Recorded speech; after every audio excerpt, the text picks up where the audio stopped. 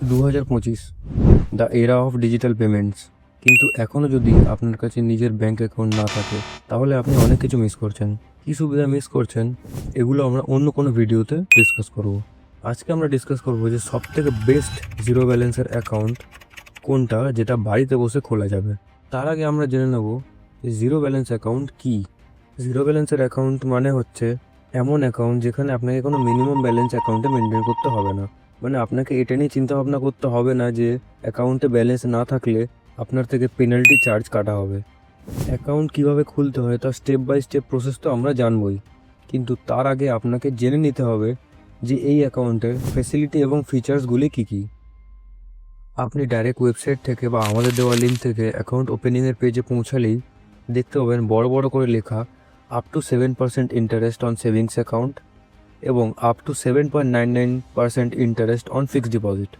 এবার মেন বিষয় হচ্ছে 7% আর 7.99% দেখলেও এটি পুরোপুরি ঠিক না, এর পিছনে অনেক কন্ডিশন আছে।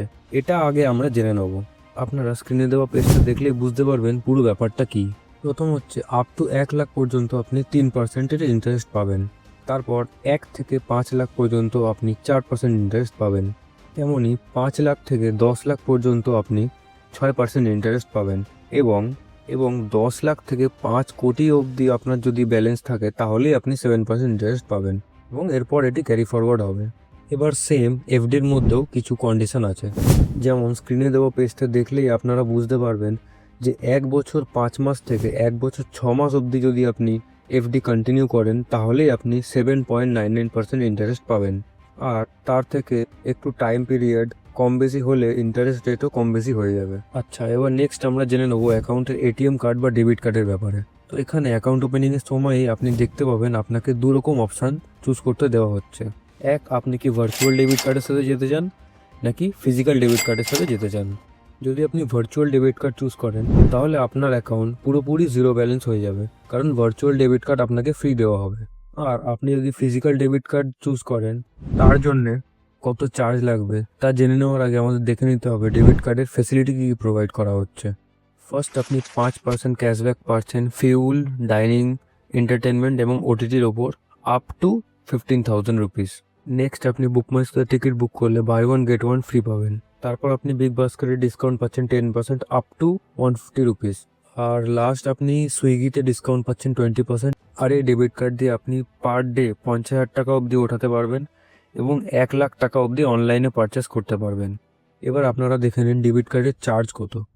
ফিজিক্যাল ডেবিট কার্ড নিলে আপনাকে 499 রুপিস প্লাস 18% জিএসটি, মানে অল টোটাল 590 রুপিস আপনাকে পে করতে হবে ইয়ারলি। এবার আপনাকে একটা খুবই গুরুত্বপূর্ণ তথ্য যা আপনাকে জেনে রাখতে হবে যে ইন্ডাসইন্ডের এই ব্যাঙ্ক অ্যাকাউন্টটি পুরোপুরি জিরো ব্যালেন্সের, কিন্তু অ্যাকাউন্ট ওপেনিংয়ের সময় আপনাকে 500 থেকে 2,000 টাকা অবধি ডিপোজিট করতে হবে। ডিপেন্ড করে যে আপনি কোন অ্যাকাউন্ট চুজ করছেন, ভার্চুয়াল ডেবিট কার্ডের সাথে কি ফিজিক্যাল ডেবিট কার্ডের সাথে।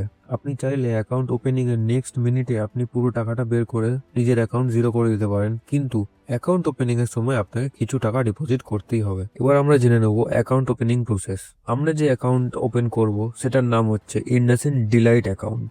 কিছুদিন আগে অবধি এই অ্যাকাউন্ট ওপেন করতে 10,000 টাকা মিনিমাম ডিপোজিট করতে হতো, কিন্তু এখন সেটি 500 থেকে 2,000 টাকা হয়ে দাঁড়িয়েছে। অ্যাকাউন্ট ওপেন করার জন্য আপনাকে সর্বপ্রথমে গুগলে সার্চ করতে হবে ইন্ডাসইন্ড ডিলাইট অ্যাকাউন্ট বা ইন্ডাসইন্ড জিরো ব্যালেন্সের অ্যাকাউন্ট। তারপর ফার্স্ট লিঙ্কে ক্লিক করে ঢুকে যেতে হবে।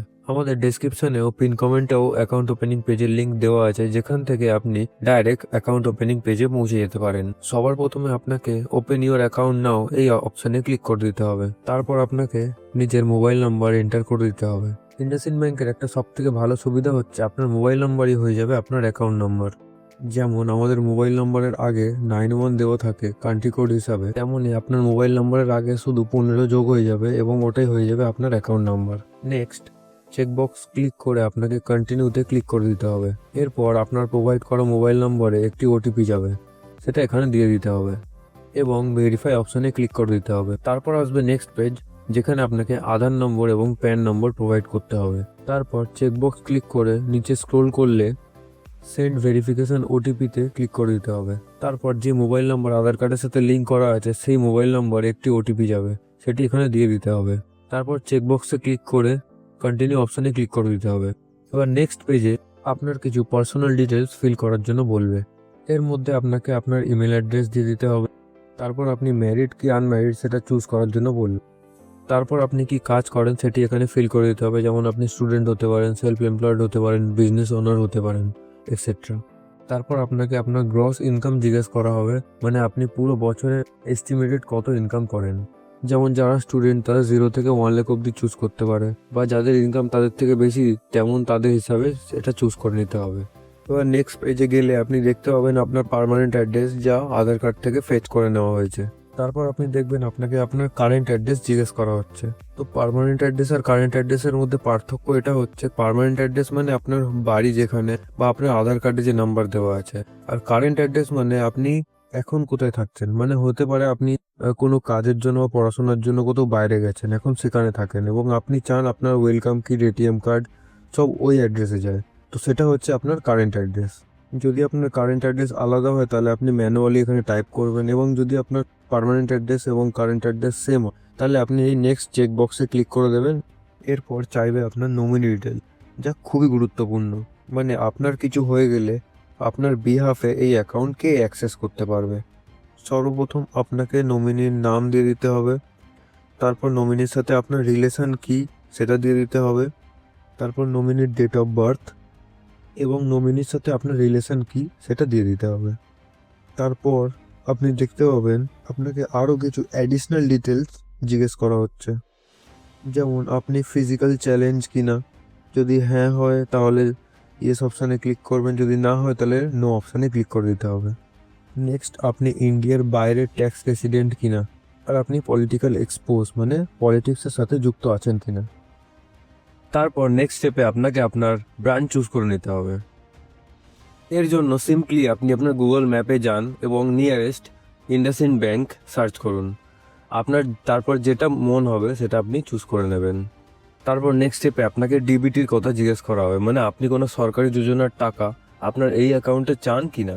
তারপর আপনাকে সিলেক্ট করতে হবে আপনি এইপিএস সার্ভিস চান কি না।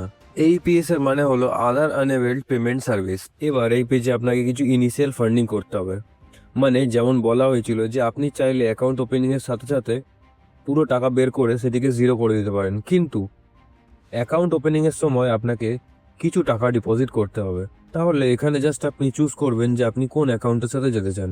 এর মধ্যে যদি আপনি ফিজিক্যাল ডেবিট কার্ডের সাথে যেতে চান তাহলে আপনাকে 1000 থেকে 2000 টাকা অবধি ডিপোজিট করতে হতে পারে। আর যদি আপনি ফ্রি ভার্চুয়াল ডেবিট কার্ডের সাথে এগোতে চান তাহলে আপনাকে মিনিমাম 500 টাকা ডিপোজিট করতে হবে। তারপর নেক্সট আপনাকে কন্টিনিউ অপশানে ক্লিক করে দিতে হবে। এরপর নেক্সট পেজে আপনাকে ইউজার নেম এবং এমপিন বানিয়ে নিতে হবে। এটা পুরোপুরি ডিপেন্ড করছে আপনার উপর যে আপনি কেমনভাবে সেটি রাখতে চান।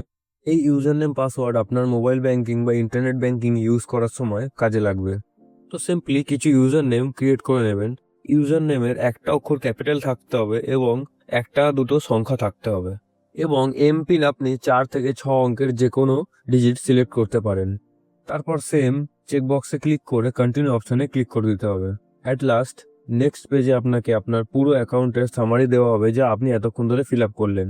তারপর নেক্সট আপনার পেমেন্টের অপশন খুলে যাবে, যেখানে আপনাকে নেট ব্যাংকিং, ডেবিট কার্ড বা ইউপিআই থ্রু পেমেন্ট করে দিতে হবে। এবার সব শেষে থাকবে আপনার কেওয়াইসি পেজ, যেখানে আপনি নিজের কেওয়াইসি শিডিউল করতে পারেন বা সঙ্গে সঙ্গে করে নিতে পারেন। আপনাকে জাস্ট স্টার্ট ভিডিও কেওয়াইসি অপশানে ক্লিক করতে হবে এবং বেসিক কিছু পারমিশন দিয়ে দিতে হবে। তারপর ইন্ডাসইন্ড ব্যাংকের এমপ্লয়ি এসে আপনার ডিটেলস ভেরিফাই করবে। ভেরিফাই হয়ে গেলেই আপনাকে আপনার অ্যাকাউন্ট নম্বর, আইএফএসসি কোড বা বাকি ডিটেলস সব সেন্ড করে দেওয়া হবে। এবার আপনি চাইলে প্লে স্টোর বা অ্যাপ স্টোর থেকে ইন্ডাসইন্ড ব্যাংকের অ্যাপ ডাউনলোড করে সেখানে লগ ইন করে নিতে পারেন ইউজার নেম এবং পাসওয়ার্ড দিয়ে, যেটা আপনি ক্রিয়েট করেছিলেন। এবং 7 থেকে 14 দিনের মধ্যে আপনার বাড়িতে আপনার ওয়েলকাম কিট এবং এটিএম কার্ড চলে আসবে। কোনো জায়গায় অসুবিধা হলে অবশ্যই কমেন্টে জানান, এবং এরকম আরও ভিডিও দেখতে আমাদের চ্যানেল সাবস্ক্রাইব করুন।